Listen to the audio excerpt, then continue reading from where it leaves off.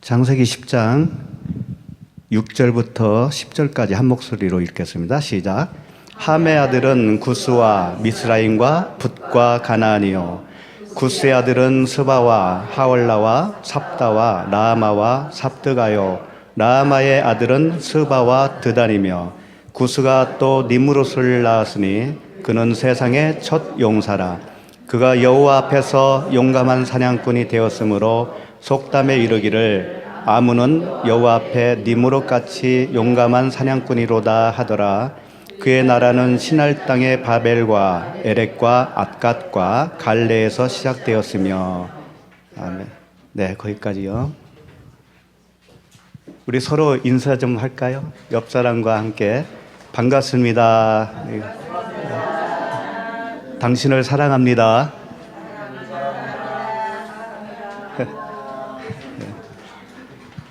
또 한 번 할까요? 왜 이리 아름다우세요? 한번 해보세요.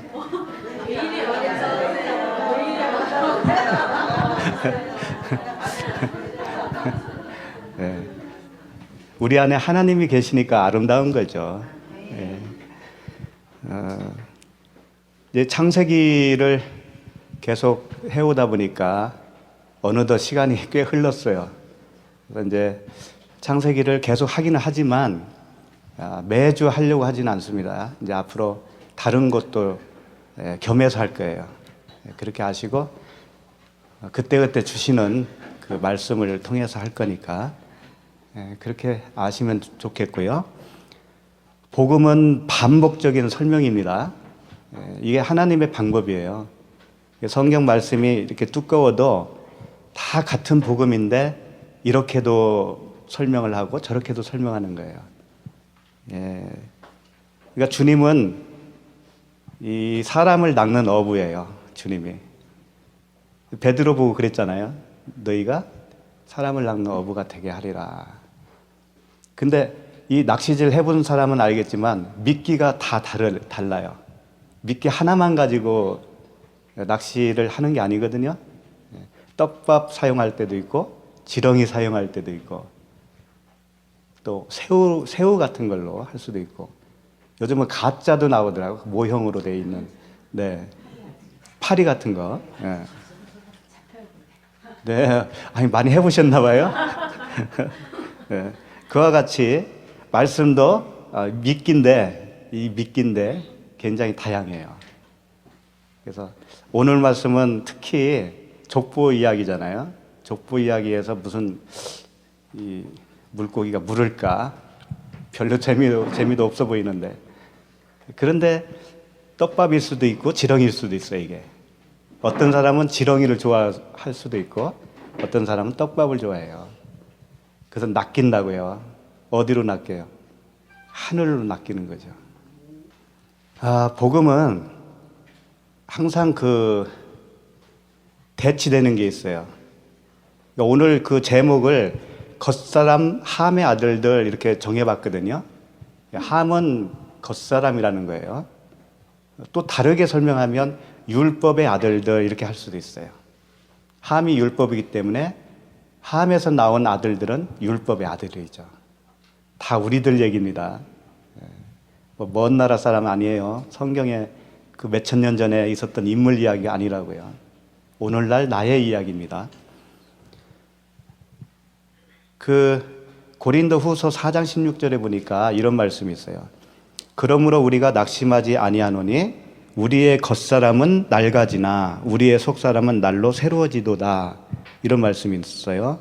여기서 겉사람이라고 하는 것이 문 밖에 있는 사람을 얘기하는 거예요. 내가 문 밖에서 두드리니 그러잖아요. 그러니까 주님이 문 밖에 계시면 나도 문 밖에 있는 거예요. 그러니까 주님 안에 있지 않는 상태가 문 밖에 있는 거예요. 그게 겉사람이에요.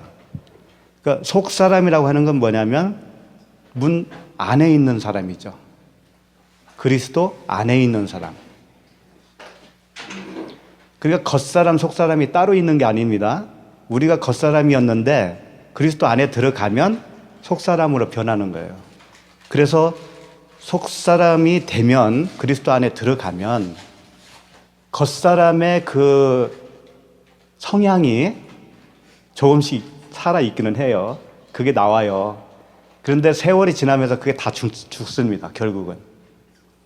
성경의 말씀은 그걸 말씀하시는 거예요, 항상.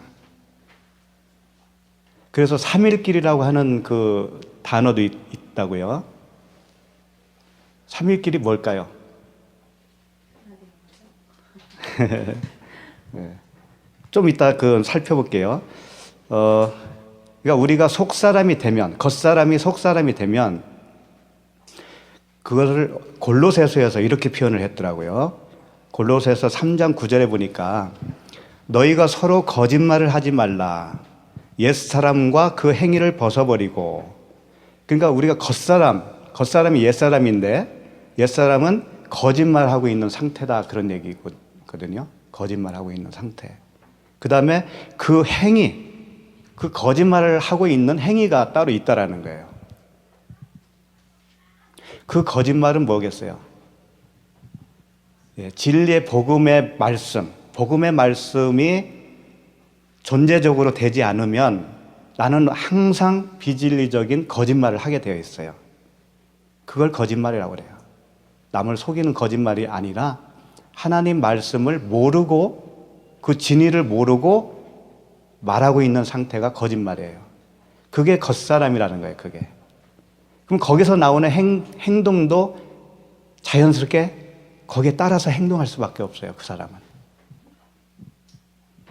속사람이 되면 행동도 그 속사람의 그 말씀에 따라서 살 수밖에 없잖아요.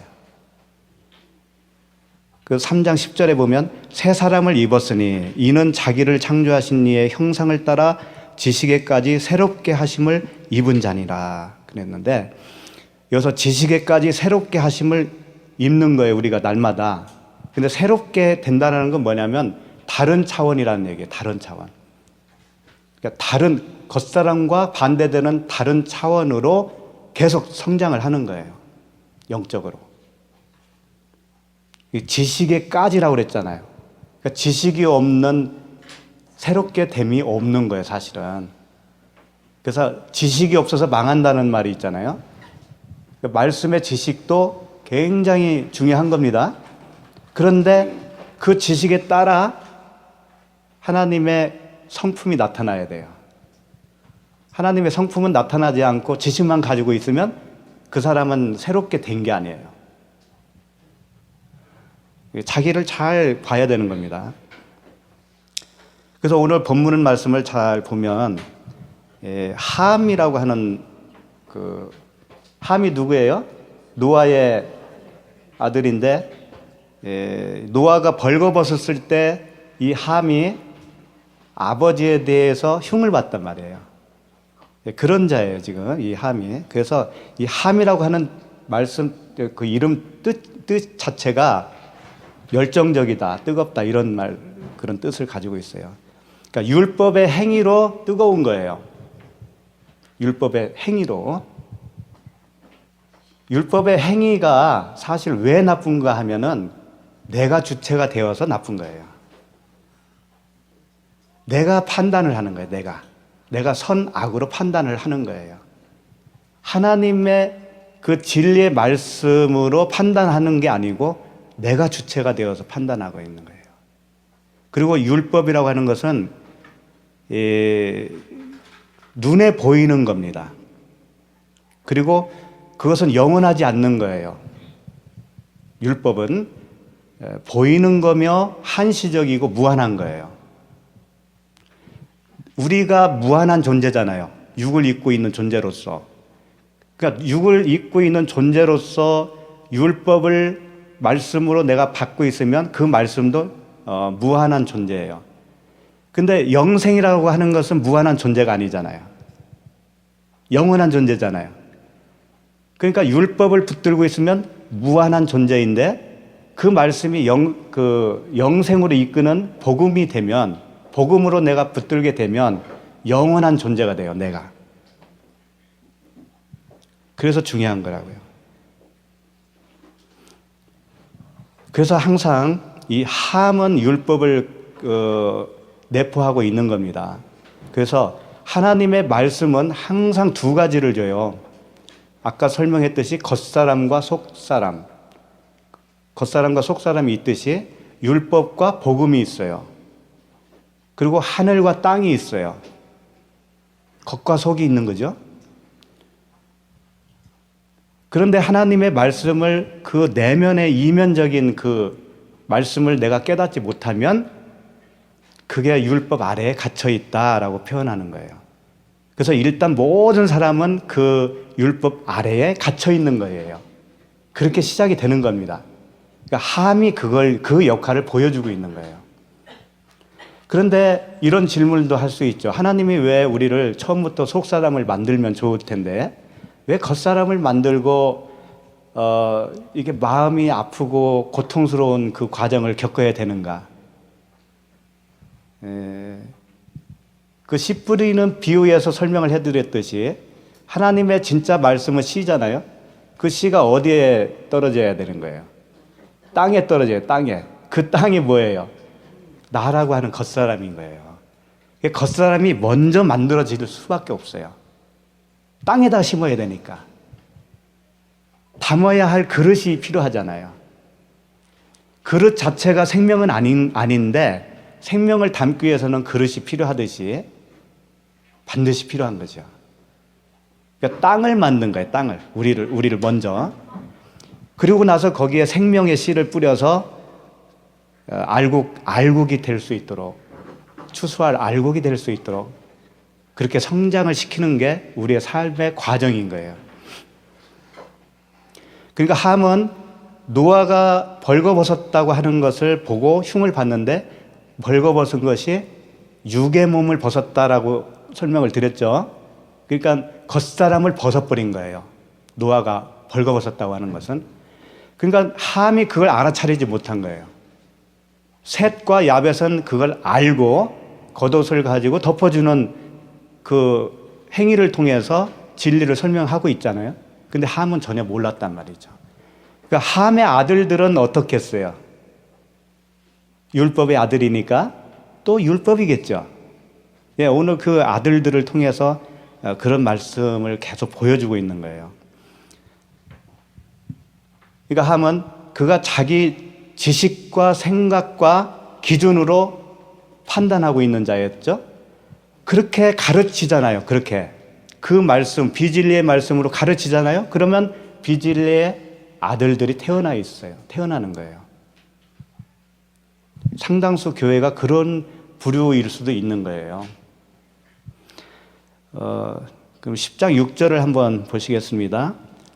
함의 아들은 구스와 미스라임과 붓과 가나안이요. 함의 아들이 지금 4명이 나왔어요. 그렇죠? 이 4명의 아들을 통해서 비진리가 뭔지를 가르쳐 주겠다, 그런 얘기입니다. 그리고 이 4명의 아들들의 이름은 그 당시 지역 이름이 됩니다. 지명 이름이 돼요. 동시에 사람 이름이면서 지명 이름이 되는 거예요. 그러니까 구스 땅이 있는 거고 미스라임의 땅이 있는 거예요. 우선 그렇게 아시고, 내가 구스가 되면 나도 구스 땅이에요. 다른 사람, 다른 지역의 얘기가 아니고 다 우리에게 해당되는 이야기예요. 그럼 구스가 무엇인지, 미스라임이 무엇인지, 붓이 무엇인지, 가나안이 무엇인지 그걸 살펴보면서 하나님이 우리에게 하시고자 하는 말씀을 오늘 그걸 깨닫고 담아가면 그러면 되는 거예요.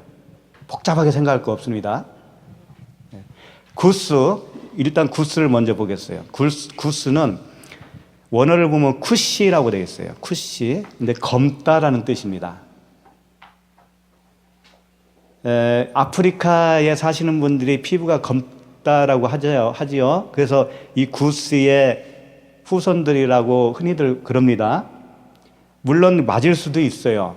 왜 그러냐면 이 구스 땅이 그 아프리카, 이디오피아 그쪽 땅이니까 거기 그 지역을 차지하고 살았으니까 맞을 수도 있습니다. 그러나 성경은 그런 그 사람의 피부 색깔을 얘기하고자 하는 건 아니에요. 검다라는 뜻은 뭐냐면 하나님이 창세기 첫 장에서 그 흑암과 공허와 뭘 했죠? 혼돈과 공허와 흑암. 사람을 그렇게 지은 거예요, 처음에. 그게 검은 거예요, 그게. 생명이 없기 때문에 검은 거예요, 그게. 그걸 설명하고 싶은 거예요, 하나님이. 너희들은 다 구스인데 다 검은 거야. 너희 안에 진짜 생명이 없거든. 그 말씀인 거예요. 그러면서 공포라고 하는 뜻이 있고요, 두려움이라고 하는 뜻이 있습니다. 그러니까 쿠시는 성령이 들어오기 이전에 우리의 겉사람인데 두려움이 있을 수밖에 없어요. 그런 삶은. 나에 대해서, 미래에 대해서 어떻게 될지 모르는 그 공포와 두려움이 있는 거예요. 그게 구원받지 못한 상태입니다. 두려움과 걱정, 근심 이런 것들이 있다라는 것은 잘 봐야 됩니다. 정말 우리가 구원받은 사람이 맞잖아요? 상황은 그럴 수도 있지만 그걸 뛰어넘어요. 그 두려움에서 해방된다고요. 나에게서 해방되는 거예요. 왜? 하나님이 이끄신다고 하는 그 믿음 속으로 쏙 들어가 버리거든요. 그렇지 못하기 때문에 항상 혼돈스럽고 공허와 흑암이 있는 거예요. 두려움이 있는 거예요. 그런 구스를 위해서 누가 오신 거예요? 예수님이 오셨잖아요. 그러면 예수님이 누구라는 거예요? 구스예요. 예수님이 구스라고요. 내가 구스면 예수님이 나잖아요. 나로 와서 죽으신 거 아니에요. 그 얼마나 감사합니까? 그 겉으로 보이는 그 몸이 구시라고요. 그분이 나예요, 나로. 나로 오셔서 나와 함께 묶어서 죽어주셨어요. 그러니까 구스가 어떻게 변하냐면 예수 그리스도 안에 있는 구스로 변하는 거예요. 그렇게 되면. 그게 이제 속사람이 되는 겁니다. 겉사람에서 속사람으로 변하는 거예요. 그 다음에 미스라임을 볼까요? 미스라임이라고 되어 있는데 미츠라임인데요. 이게 애굽이에요. 애굽을 미츠라임이라고 불러요. 그러니까 미츠라임은 애굽이라고 하는 그 땅 지명까지 되는 겁니다. 근데 이 애굽 미츠라임이라고 하는 단어 속에는 속박, 포로라고 하는 의미가 담겨 있어요. 속박하다, 포로되었다. 그러니까 애굽에 있으면 그거 자체가 포로라는 거예요. 이스라엘 백성이 애굽 땅에서 몇 년 살았어요? 400년. 그렇죠? 400년. 거기 들어가서 사는 것 자체가 뭐라는 거예요? 포로예요. 속박이에요. 그래서 400년이 차니까 이제 구원해 주세요라고 외치잖아요, 그들이. 그러니까 이 포로를 먼저 주시는 겁니다, 하나님은. 우리를 눈먼 자, 결박당한 자, 죄 아래 있는 자, 기머거리로 다 먼저 창조를 하시는 거예요. 그리고 거기서 구원시켜주는 게 하나님의 구원 계획이죠. 그래서 구스와 이 애굽이죠. 미스라임, 애굽을 이사야서에서 이렇게 표현을 하고 있습니다. 이사야서 여기 좀 보자고요. 20장 2절이에요. 구스와 미스라임을 어떻게 구원하시는가를 잘 설명하고 있는 부분이거든요. 이사야 20장 2절 말씀. 그때에 여호와께서 아모스의 아들 이사야에게 말씀하여 이르시되 갈지어다 내 허리에서 배를 끄르고 내 발에서 신을 벗을지니라 하심에 그가 그대로 하여 벗은 몸과 벗은 발로 다니니라. 여호와께서 이르시되 나의 종 이사야가 3년 동안 벗은 몸과 벗은 발로 다니며 애굽과 구스에 대하여 징조와 예표가 되었느니라. 지금 이사야를 통해서 하나님이 뭔가를 하시는 거예요. 근데 애굽과 구스에 대한 징조라는 거예요, 그게. 그러니까 애굽과 구스를 여기서는 심판하는 걸로 나옵니다. 심판하는 걸로 나오지만 심판은 결국 무엇을 목표로 하고 있죠? 구원을 목표로 하고 있어요. 그러니까 이게 구원하는 과정을 지금 설명하고 있는 말씀이란 말이죠. 근데 이사야가 뭘 하는 거예요? 베옷을 벗고 신을 벗죠. 그리고 발가벗고 3년 동안 다닌다는 얘기잖아요. 그 자체가 징조다 그런 얘기였죠. 그게 예표다 그랬단 말이에요. 구스에 대한 예표. 그 예표가 벗는 거라면 구스 애굽도 벗는 거야 되잖아요. 예수 그리스도께서 십자가에서 죽으심이 예표였잖아요. 우리에 대한 구원의 예표. 그러면 우리도 어떻게 된다는 거예요? 그렇게 죽는다는 거잖아요. 똑같은 거예요. 그러니까 이사야가 지금 구스와 애굽이 장차 어떻게 될 거에 대해서 미리 자기가 먼저 하는 거예요. 그게 벗는 걸로 표현한 것뿐이에요. 2절을 다시 한번 보면은 그때 여호와께서 아모스의 아들 이사야는 여호와는 구원이시다라고 하는 뜻입니다. 그러니까 이사야는 예수 그리스도의 모형이에요. 내 허리에서 배를 끄르고, 이 배를 끄른다는 얘기는 뭐냐면 샤크라고 하는 단어인데 회개를 상징하는 거예요. 회개. 그러니까 육의 몸을 벗어라 그런 얘기예요. 너의 겉사람을 벗어버려라 그런 뜻입니다. 그것을 베옷을 벗는 걸로 이사야가 표현을 해주고 있는 거예요. 그 다음에 내 발에서 신을 벗을지니라. 모세가 떨기나무 앞에서 하나님이 그랬잖아요. 모세에게 너의 신을 벗어라. 거기는 거룩한 곳이니 신을 벗어. 그 신이 뭐겠어요? 그게 겉사람의 신이에요. 그게 세상 신이라고요. 세상 신. 그걸 벗는 것은 뭐냐면 새로운 신발을 신는 것과 같은 겁니다. 옷을 벗는다고 하는 것은 새로운 옷을 입은 것과 같은 거예요. 그러니까 이 신은 세상 신을 벗으면 어떤 신을 신게 되는 거냐면 복음의 신을 신는 거예요. 그래서 예수님이 세족식을 하셨잖아요. 세족식. 너희가 서로 발을 씻어주라. 그게 무슨 의미겠어요? 복음의 신으로 바꾸라 그런 얘기예요. 복음의 발로. 그래서 발로 전하는 자여 아름답다 그러잖아요. 그 발이 아름답다. 이사야가 지금 벗은 몸, 벗은 신을 벗었다라고 하는 것은 진리의 옷을 입고 진리의 복음의 발걸음을 하겠다 그런 얘기예요. 먼저 그걸 보여주는 거예요. 그것을 누가 하셨어요? 우리 주님이 하신 거잖아요. 주님이 십자가에서 죽으시기 전에 어떻게 했어요? 겉옷과 속옷을 다 벗어주셨잖아요. 그 속옷은 우위로부터 통으로 짰다고 되어 있죠. 우위로부터 통으로 짰다는 건 뭐냐면 사람이 짠 게 아니라 그런 얘기예요. 하늘에서부터 내려온 옷이다 그런 뜻이에요. 근데 겉옷은 병정들이 네 갈래로 나눴습니다. 그렇죠? 그 나눈 의미가 뭐겠어요?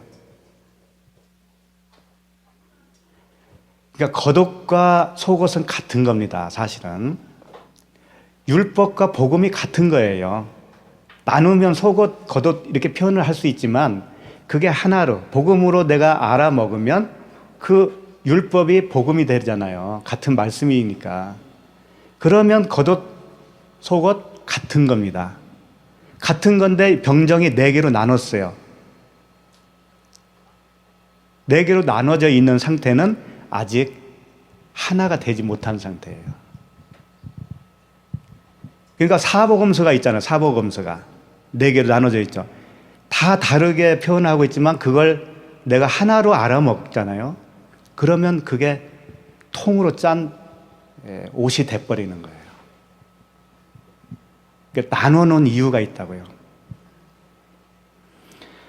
그러니까 지금 이사야를 통해서 예수 그리스도의 그 복음을 설명을 하고 있는 거죠.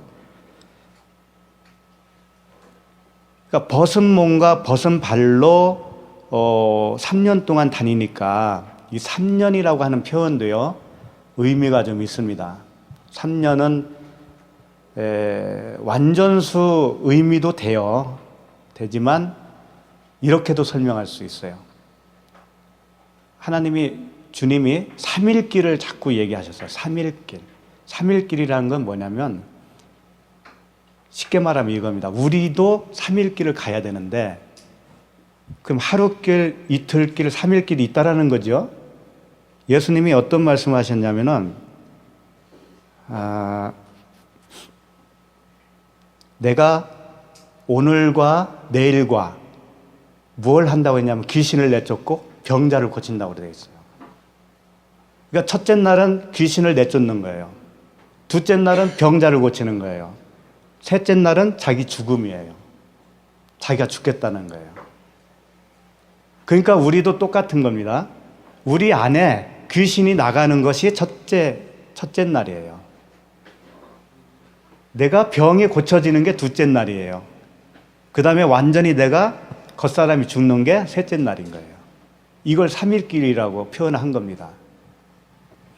그러니까 3년 동안 그 이야기를 했다라는 것이 뭐냐면 그 기간 동안에 다 이루어져야 할 육신의 정력, 안목의 정력, 이생의 자랑이 다 죽어야 할 기간을 3년으로 표현을 하고 있는 거예요. 그러니까 이사야가 그렇게 했다라는 것은 구스와 애굽도 그렇게 하겠다 그런 얘기입니다. 예수님이 십자가에 죽으셨잖아요. 그리고 우리에게 오셔서 우리도 그 일을 해 주시는 거잖아요.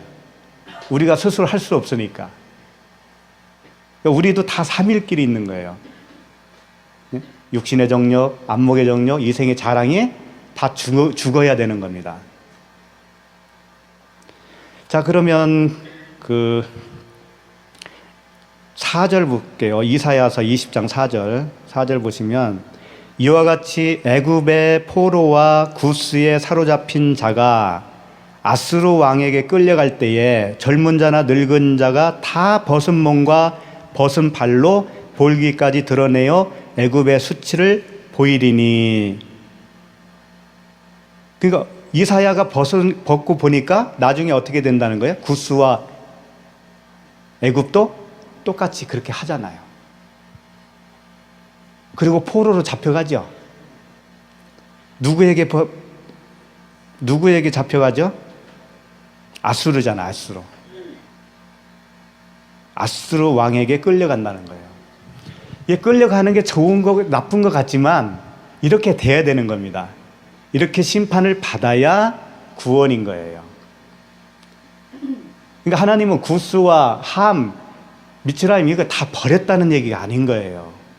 그들을 구원하는 책이 구원의 책이잖아요. 주님의 계획이시고.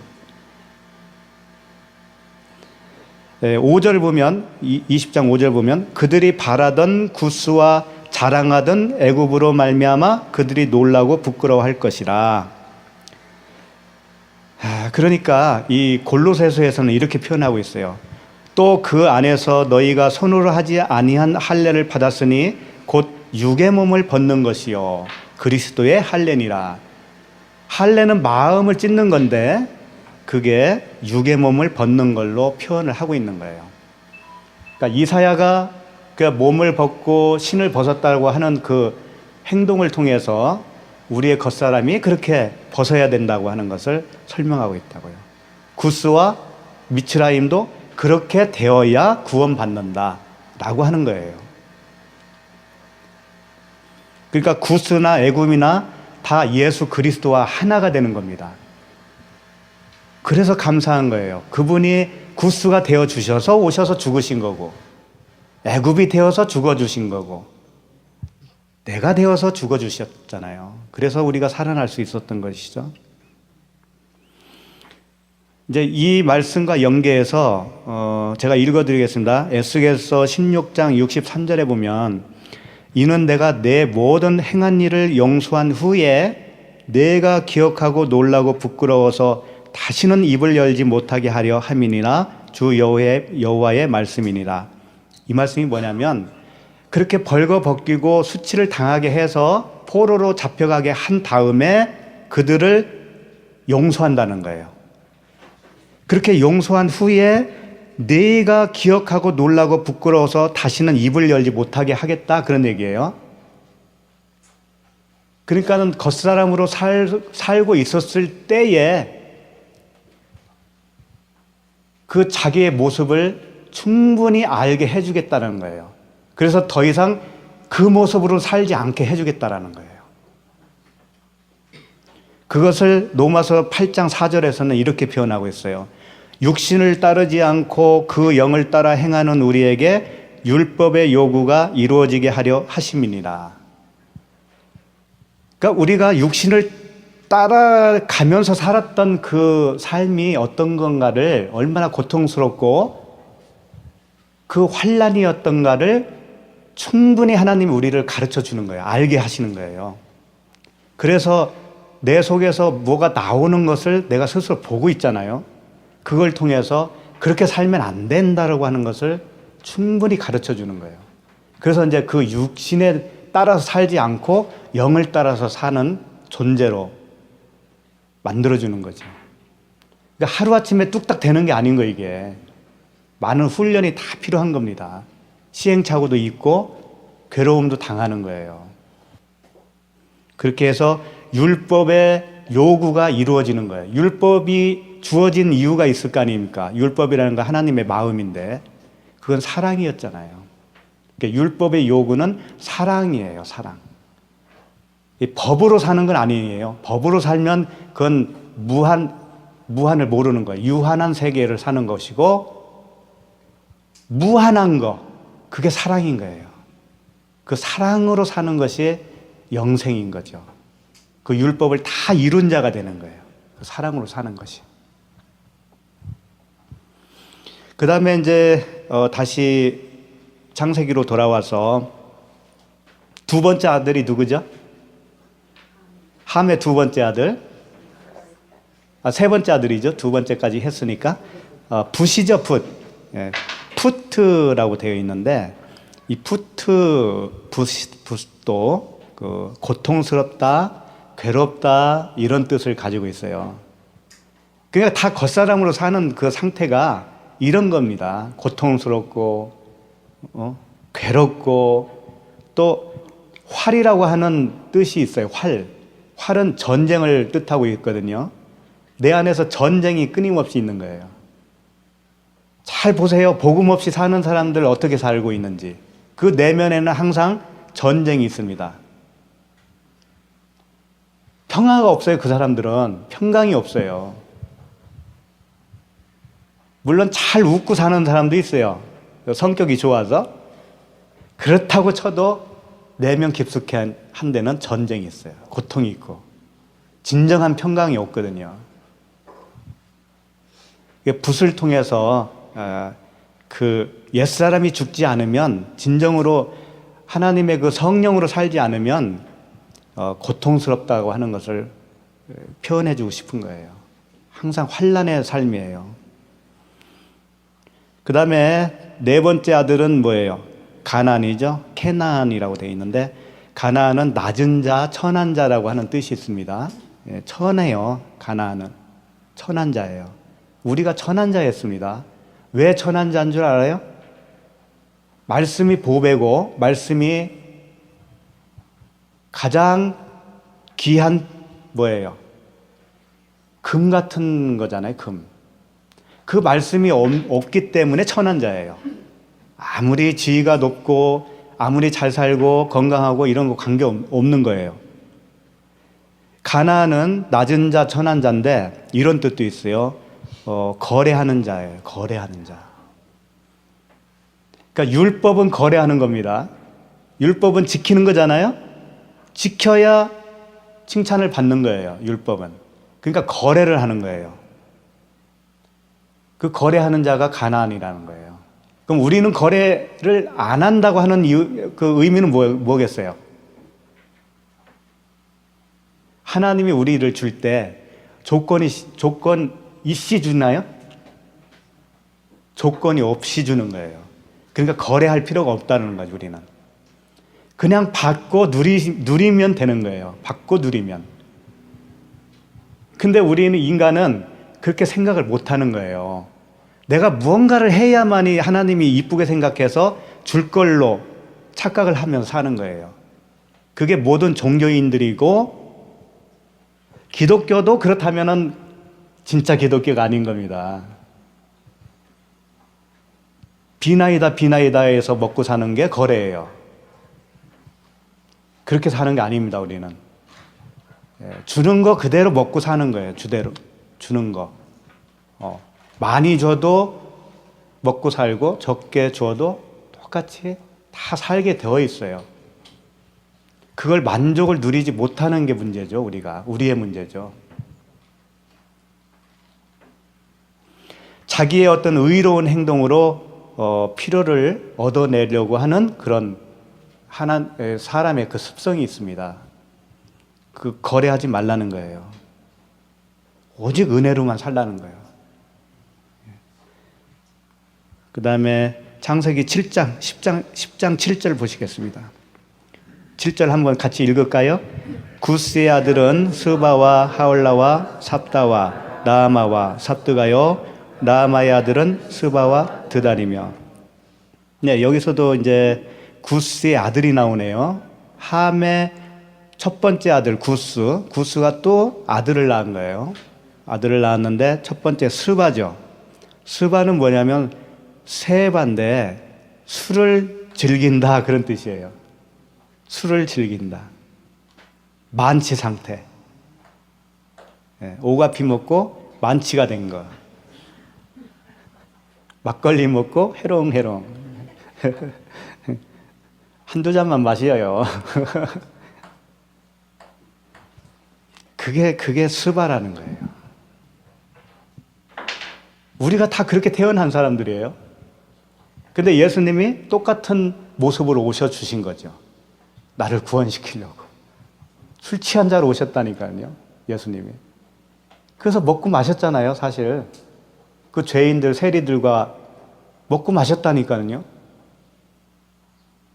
물론 취할 때까지 마시지는 않았겠지만 그런 표현을 통해서 술 취한 우리를 구원하시기 위해서 오셨다라고 하는 거.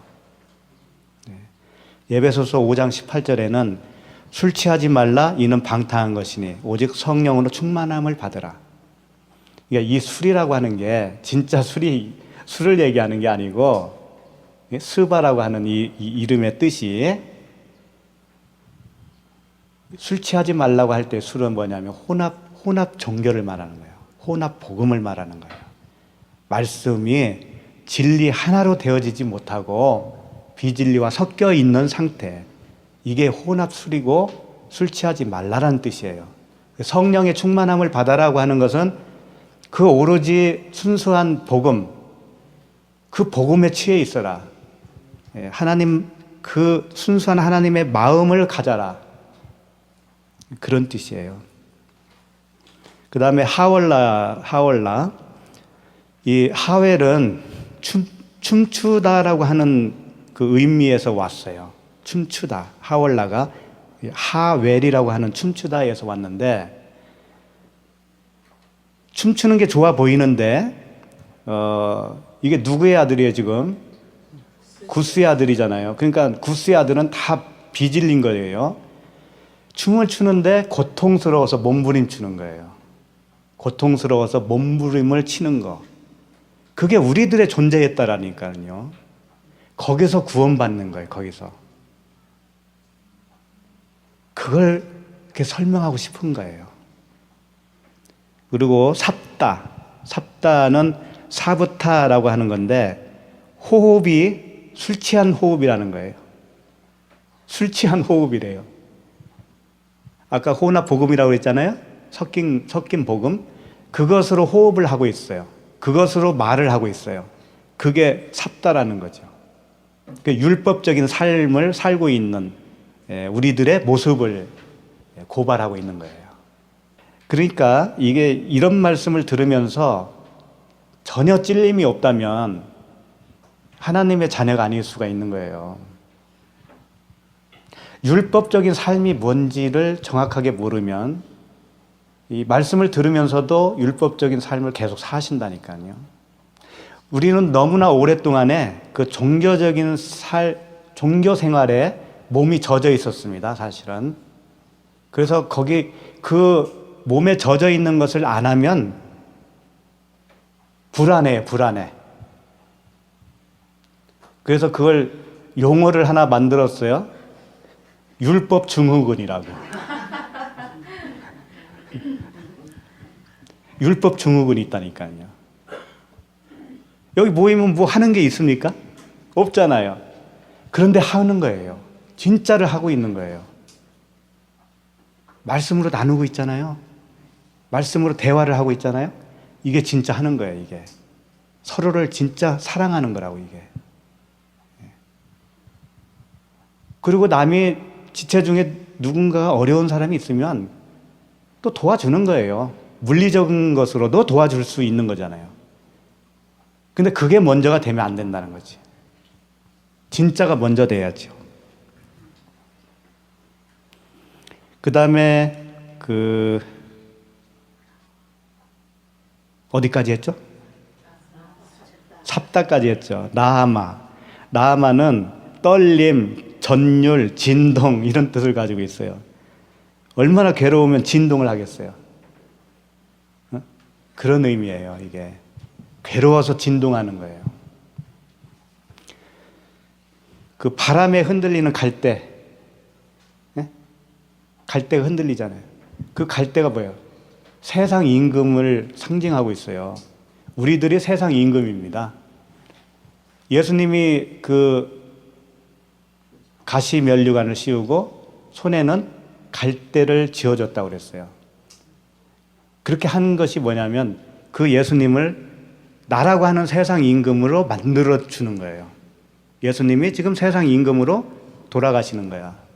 그 갈대와 같은 인생, 갈대와 같은 우리, 흔들리고 있는, 진동하고 있는 우리들. 이제 진동하지 아니할 그 나라를 주기 위해서. 그래서 우리는 항상 흔들리는 세계에 살고 있었던 거예요. 진동하는 세계에. 내 마음속에서는 항상 흔들리고 고요하지 못한 거예요. 그게 우리들의 삶이 아닙니까? 거기서 구원받는 게 구원이라니까요. 스바라고 하는 단어는, 이름은 일곱 맹세라고 하는 거예요.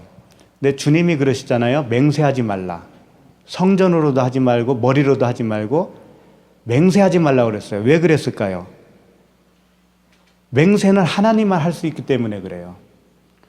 우리 인간이 하는 맹세는 다 깨질 수밖에 없습니다. 그리고 그 맹세는 구원에 대한 맹세를 예표한 거기 때문에 너희들은 구원할 수가 없지 않냐. 그러니까 하나님만 맹세해. 너희들은 도무지 맹세하지 마. 그러니까 옛날에 그랬잖아요. 이게 서원한다고 그랬잖아요. 서원 해놓고 이거 안 지키면 좀 안 좋은 일이 생길 거니까 서원 지켜야 된다고 그랬잖아요. 다. 그거 하지 말라는 거예요. 그거 해봐야 소용없고 그거 너 지킬 수도 없고. 근데 그거 지키겠다고 고생하신 분이 나하고 같이 사는 분이에요.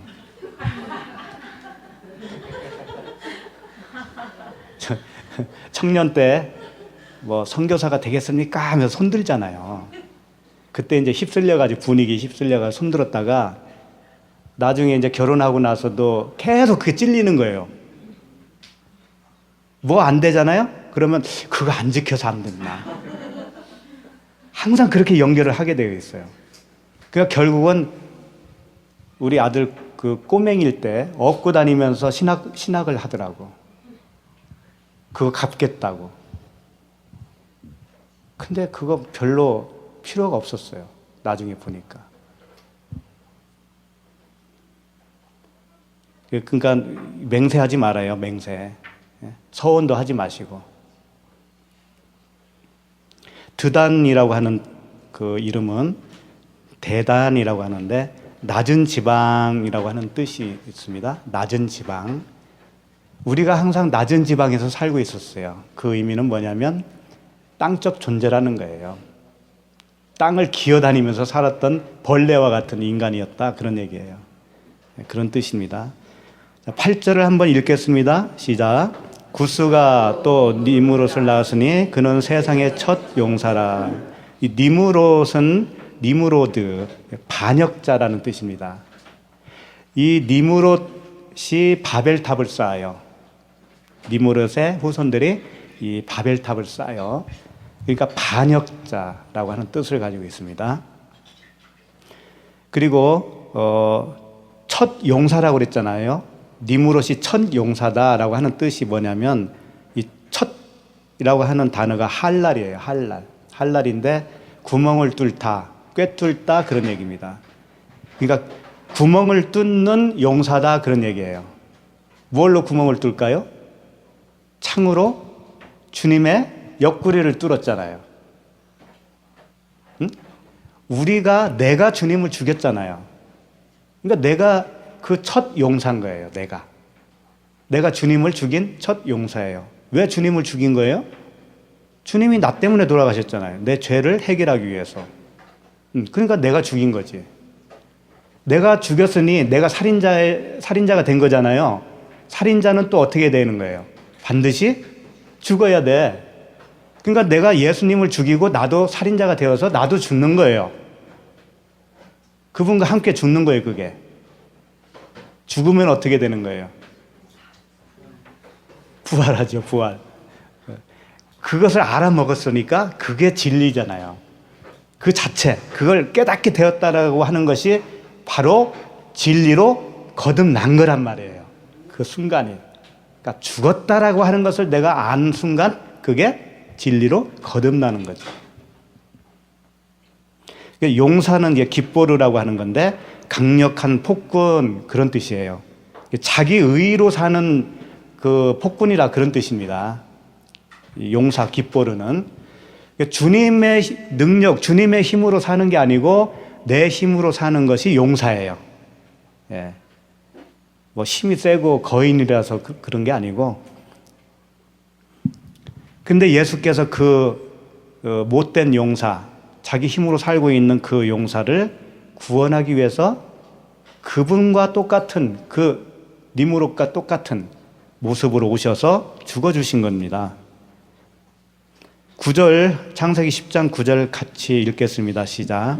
그가 여호와 앞에서 용감한 사냥꾼이 되었으므로 속담에 이르기를 아문은 여호와 앞에 니무롯같이 용감한 사냥꾼이로다 하더라. 여호와는 지존자라는 뜻입니다. 지존자인데 존재라고 하는 하이에서 유래된 단어예요. 그러니까 하나님은 존재예요. 그냥 존재.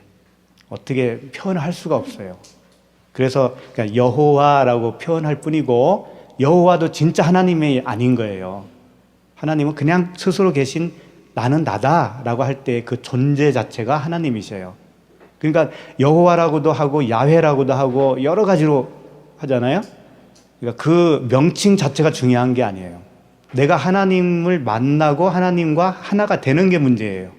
그게 제일 중요한 거예요. 하나님이라고 불러도 좋고 하느님이라고 불러도 좋고 하늘님이라고 불러도 상관이 없어요.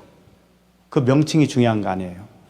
그런데 이 니무롯은 여호와 앞에서 용감한 사냥꾼이라는 거죠.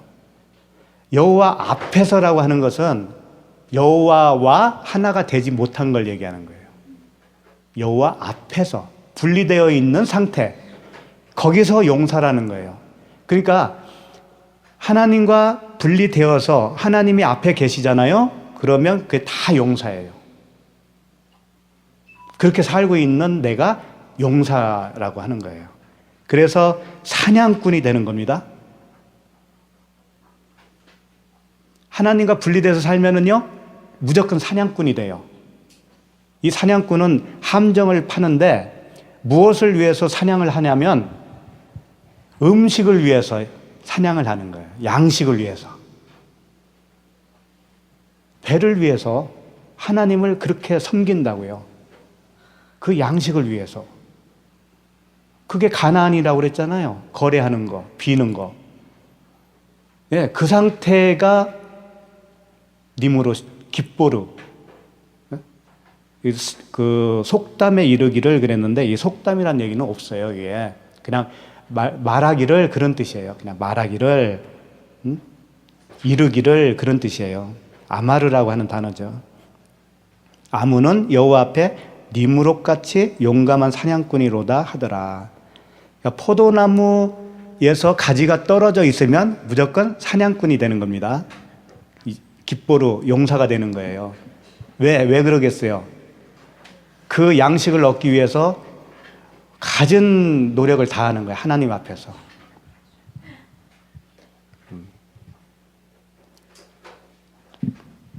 근데 하나님은 그 함정에 걸려드는 하나님이 아니시죠.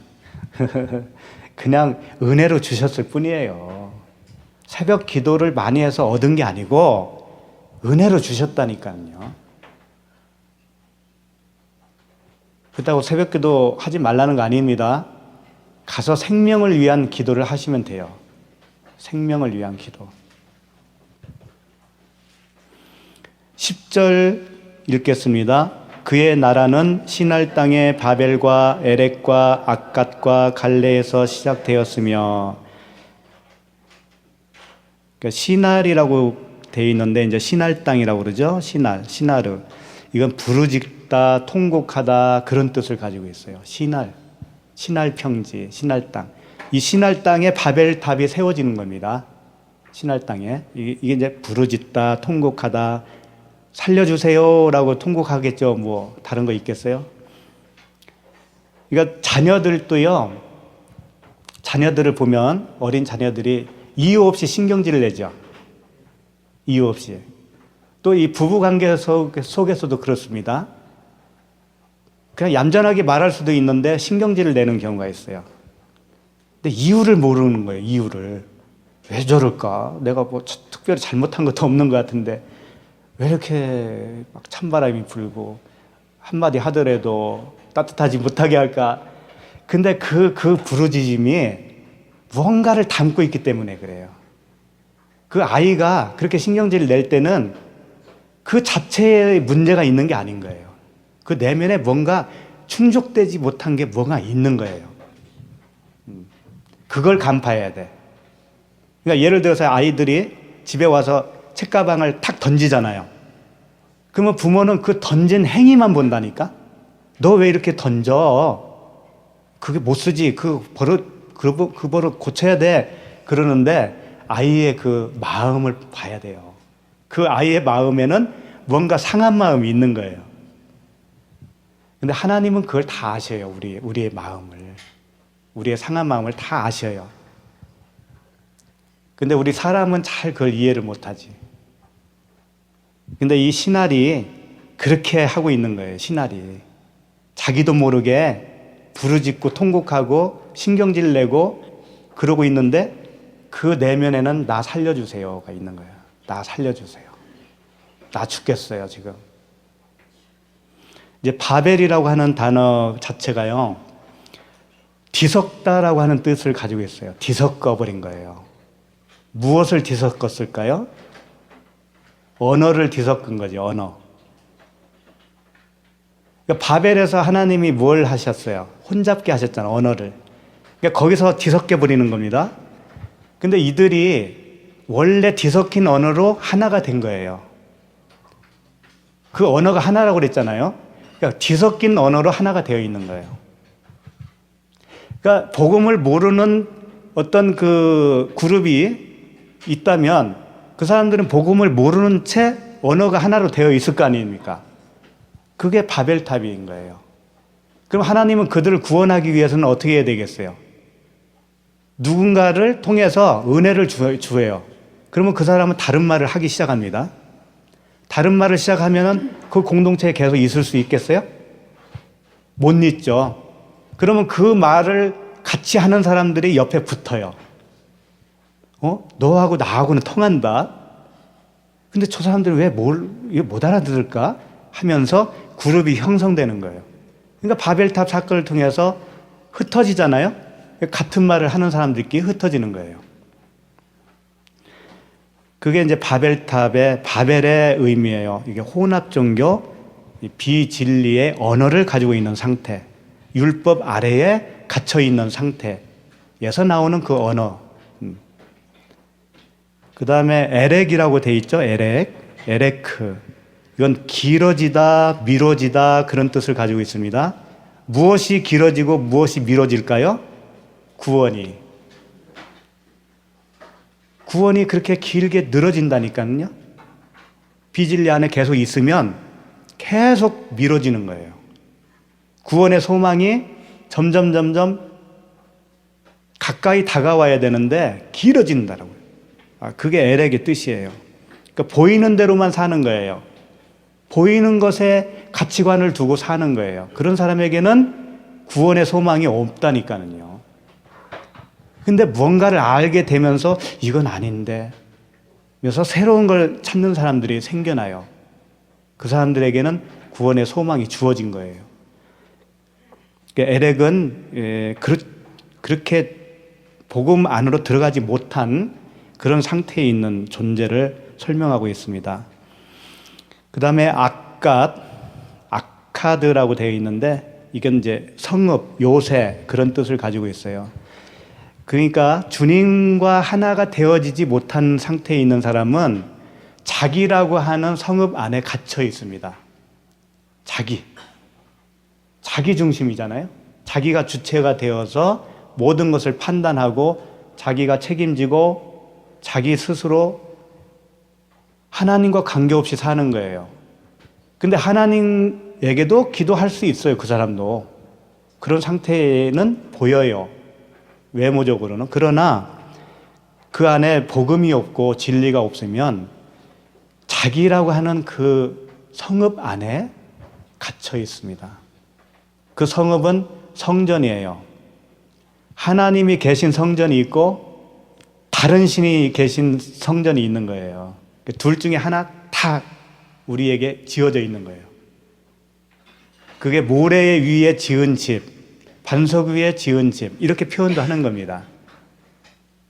거기서 모래 위에 지은 집에서 우리가 해방되는 것이 구원이에요.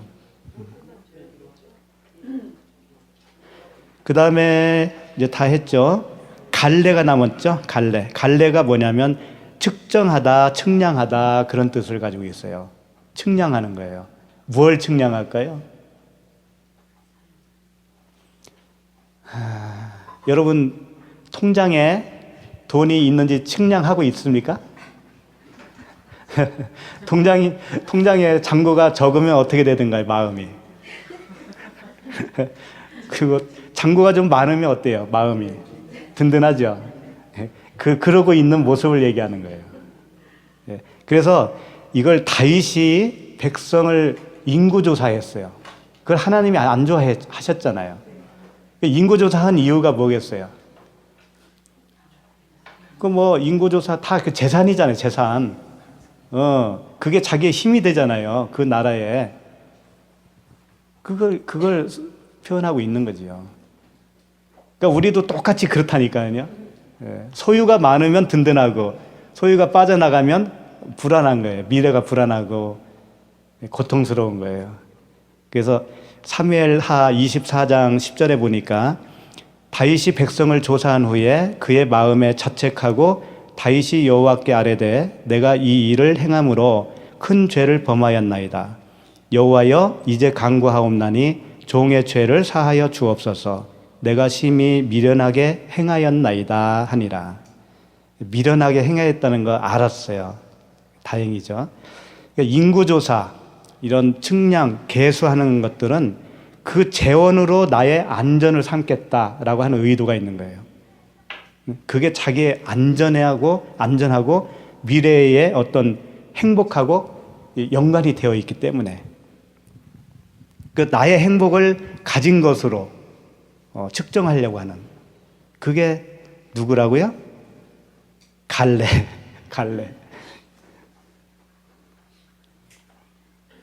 그럼 우리의 안전은 어디 있나요? 하나님께 있죠? 정말 그렇게 믿고 살아요? 아니요. 네. 솔직해서 좋아요. 근데 하나님이 우리의 삶을 무시할까요? 그렇죠. 무시하지 않습니다. 그냥 마음의 평강만 주고 거지같이 살게 할까요? 결코 그러지는 않아요. 하나님 아버지시잖아요, 아버지. 그러니까 먼저 그분과 하나가 되면 그분 마음을 이해하고 그분과 소통하고 그분 하나로 내 마음에 평강이 임하잖아요. 그러면 이 세상 삶이 나에게 무릎을 꿇어요.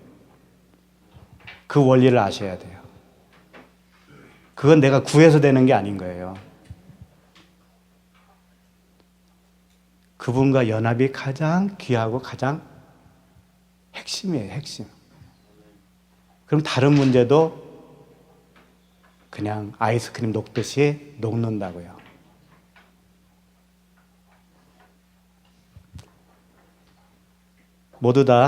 우리 모두가 그 성령으로 오신 그리스도, 성령으로 오셨다고 하는 것은 아버지가 오신 거고 그리스도가 오신 거예요. 네, 다 하나입니다. 그래서 우리가 평강을 누리고 그 생명을 또 전하는 자로 세상 신을 벗고 복음의 신을 신고 세상을 누비면서 다니는 거예요. 다 그렇게 되기를 바랍니다. 기도하겠습니다. 하나님 아버지, 우리가 함이요 구스요 애굽이었습니다. 우리가 신할 땅이고 블레셋 땅이었습니다. 이런 우리들을 구원하시기 위해서 죄가 없으신 주님께서 죄 있는 육신의 모습으로 나와 똑같은 모습으로 이 땅에 오셨습니다. 우리와 함께 묶여서 죽으시고 함께 우리를 살리셨습니다. 이제는 내 옛사람으로 살지 않게 하시고 오직 아버지의 마음을 넘겨받아서 아버지의 마음으로 살아가는 우리 모두가 되게 하여 주시옵소서. 예수 그리스도 이름으로 기도드리옵나이다.